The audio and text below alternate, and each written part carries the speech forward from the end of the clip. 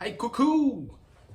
On va en profiter aujourd'hui. Je suis dans à préparer le morceau de bois, les bouts de bois pour faire le fond du coffre à outils. Le coffre qui se repose là-bas sur la table. Mais ce que je vais te montrer, c'est que je vais en profiter pour les fonds, c'est des petits bouts. Mais c'est tout le temps la même technique. Je vais te montrer comment je prépare pour dimensionner, en fait, avec ce que j'ai. Moi, j'ai les bouts de bois pour faire le fond.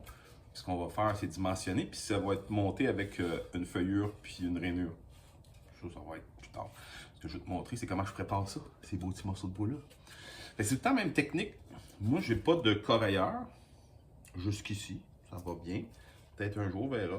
Comme je dis tout le temps, électrique, production. Là, je suis pas en production, je suis en relaxation. Et tu devrais faire de même. Fait que ce que je fais, parce qu'on va utiliser quand même un outil électrique, parce qu'il me manque un outil électrique, je t'explique. C'est des beaux morceaux qu'on dit 4 quarts, mais ils sont même un petit peu plus, je te dirais. Je vais acheter du 4 quarts, mais c'est proche du 5 quarts. C'est un pouce écart. On voit rien quand je fais ça. Puis, mes morceaux doivent avoir comme 7-8 autour. C'est pas super précis, mais environ 7-8, fait que c'est beaucoup. Si j'avais une bonne scie à ruban qui est capable d'en prendre puis de resscier, deux mots, refendre, oui, j'ai dit resscier. Refendre, c'est refendre dans ce sens-là, qu'on va dire, quand tu refends ta planche. Mais quand tu rescies, parce qu'elle a déjà été sciée au moulin pour arriver comme ça en 4 quarts, 5 quarts, 6 quarts, 8 quarts à l'ouette, ben on dit ressier son bois. Pour ressier, ça me prend une belle grosse scie à ruban. Continue à t'abonner, ça m'aide, là. Je vais finir par acheter une grosse scie. Puis, je fais une joke, là. Si tu ne sais pas, là, ça paye à 1000 abonnés, YouTube, là, ça paye 5$ du 1000 vues. On n'est pas rendu pour s'acheter une scie avant 2152. Mais abonne-toi pareil, moi c'est comme des câlins. C'est comme un câlin ou c'est comme si tu paierais une pinte de bière. On en revient, abonne. Mais c'est pas ça qui va faire acheter une scie. Fait que, bref, si j'avais eu ma scie, je l'aurais scié, j'aurais gagné des petites planches d'un quart pour faire des petits bricolages.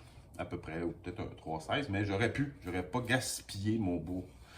Là, on va faire vraiment du copeau, on va utiliser le planeur, parce que c'est pas vrai que je vais faire ça à la main. J'ai déjà fait, tendinite garantie. Même avec un scrub, un rabot à dégrossir. Fait qu'on le essayera, c'est le fun par exemple. Mais enlever un quart de pouce, non. Je refuse. Fait que donc, ma technique, c'est de venir aplanir à la main, au rabot, un côté, avec cette belle outil qu'on va faire dans 2-3 secondes, minutes, 30.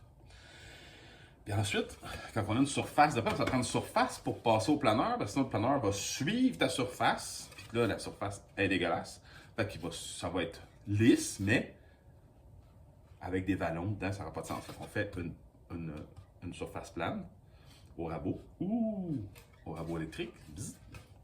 Puis après ça, on va venir dimensionner l'épaisseur dérofer la dimension de l'épaisseur au planeur. Je vais te montrer ça. Puis je finis au rabot. Puis je t'expliquerai pourquoi tu finis au rabot. Je t'expliquerai. Ce sera pas bien long. Fait que je te montre que ça a l'air quand on rabote. C'est pas très long. Puis vraiment, c'est plaisant de faire juste surface. Si j'avais mon bois presque dimensionné, disons que là, comme je suis à 1 pouce, puis je suis 1 pouce et 1 8, après j'aurais été chercher un pouce, j'aurais fait à la main. Honnêtement, c'est pas très long, puis c'est bien le fun. Puis je veux dire, j'ai un fond, là, je n'ai pas. Je suis pas en production, là, je suis en train de faire 6-7 planches. Là. Ça aurait été juste occuper mon avant-midi. Ça sort du moulin, c'est rough. C'est comme de la planche là, que tu mets sur ton cabanon ou ta grange. Fait qu'on va venir avec mon petit jack plane, mon rabot établi. Je pense pas qu'on appelle vers là, parce que cette longueur-là, il faudrait voir. Je me rappelle plus. J'ai petit que je trouve partout. Et faire.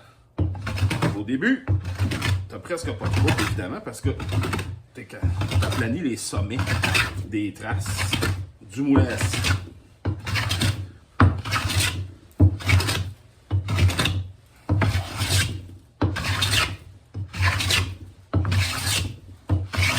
Ça avance, on le sent, on l'entend.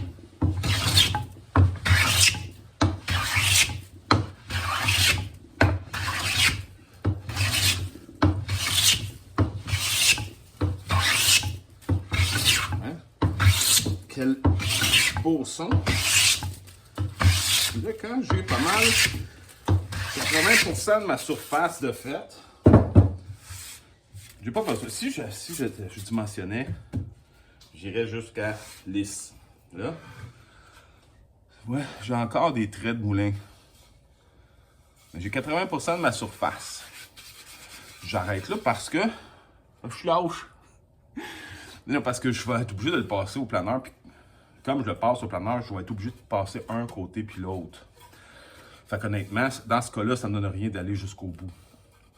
Sinon, j'aurais été avoir une belle surface, virer, faire ma surface. Là, on va être obligé de travailler à la machine électrique. Donc, je vais aller de côté. Et comme j'ai dit, après le moulin, il va falloir de toute façon que je finisse. Je veux finir, je vais t'expliquer tout ça pourquoi. Et tu vas comprendre la vie. Donc, bref, j'ai ma petite surface à 80. Là, ce qui me reste à vérifier, c'est ma planéité avec mon edge de bois. Je vérifie que la lumière dedans. J'ai la lumière, s'il y a de la lumière qui passe en dessous, il n'y a pas de lumière après ça, là, c'est vintage. Et tu vois, c'est très. Tu ne vois pas très bien. Mais moi, je le vois bien. Alors, tu me fais confiance. C'est très droit. Ensuite, ce que je veux voir, j'aurais pu le faire avec mon rabot. Bon, j'espère que le rabot, c'est une surface fiable, là. Je viens voir. Tu vois, là, on a une petite bosse, là, ici, là. Je viens voir. Ah, ben oui, on a une bosse tout le long, presque.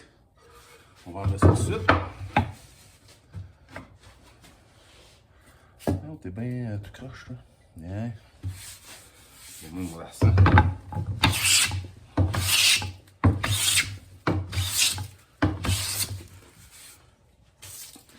Comme ça, je check ma planéité transversale. Tu vois, c'est beau. Ben beau. Puis là, ce que je veux voir, je vais essayer de m'arranger ici. Tu vois ce que je veux voir? Je veux voir le twist. Puis là, ce qu'on fait pour le twist, on a des petits bâtonnets. Ils sont pareils, mais c'est pas important. Puis c'est des bouts de scrap. Là. Je pourrais m'en faire des très beaux, j'ai jamais le temps. Mais l'idée, c'est juste qu'ils soient parallèles. Peu importe qu'ils soient plus larges l'un que l'autre. C'est pas important. Ce qui est important, c'est. Mais c'est. Tant qu'à les faire, t'es fait pareil. Là. Mais l'important, c'est qu'ils soient parallèles toutes les deux. Tu pourrais te prendre des petits bouts d'aluminium. Moi, j'aime mieux travailler avec des petits bouts de bois. Je trouve ça plus fun. Là, tu le vois pas. Ce que ça fait. Quand les mettant comme ça, pourquoi? Parce que ça l'exagère ta largeur. C'est comme tu transformes ta planche de 6 pouces, là, de une dizaine de 12 cm, 15 cm à. Ces bâtons-là, ils ont 24 à peu près, je pense. Et plus ils sont longs, plus que ça exagère, plus ça rend précis. 24, ça rend très précis. Puis ce que tu regardes, en fait, ce que tu veux voir, tu avec moi. Ce que tu veux voir, c'est le non-parallélisme. On va te retourner ça. Je sais pas si tu vois là, parce que je te vois plus. Mais ce qu'on essaye de faire, c'est d'aller sur le bout puis voir si on a du parallélisme en exagéré. Ça a l'air bien beau cette histoire-là, je pense. Laisse-moi vérifier sans que tu m'accompagnes. Ah oui, c'est parfait sur 24 pouces comme ça. C'est beau.